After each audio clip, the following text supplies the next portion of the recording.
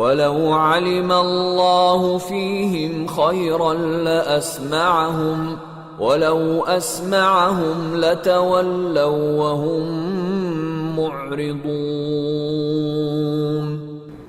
وَلَوْ عَلِمَ اللَّهُ فِيهِمْ خَيْرًا، وہ اور لو اگر عالمہ اگر جانتے، اللہ اللہ عالمہ اس نے جانا،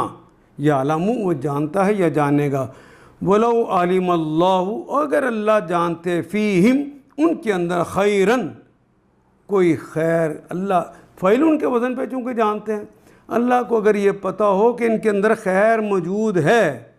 لَأَسْمَعُهُمْ تو اللہ انہیں سنا دیتا، اللہ ان کے دل میں بات بٹھا دیتا، وہ غور فکر تدبر کر لیتے۔ اللہ کو معلوم ہوتا، اگر اللہ کو معلوم ہوتا کہ ان میں کچھ بھلائی ہے، ان میں کوئی خیر ہے، تو وہ ضرور انہیں سننے کی توفیق دے دیتا، لیکن بھلائی کے بغیر وَلَوْ أَسْمَعُهُمْ اگر وہ انہیں سنا دیتا لَتَوَلَّوْا تو تم پھر دیتے، پھر جاتے، وَهُمْ مُعْرِضُونَ اور وہ اعراض برت جاتے، پھر بھی منہ پھیر جاتے۔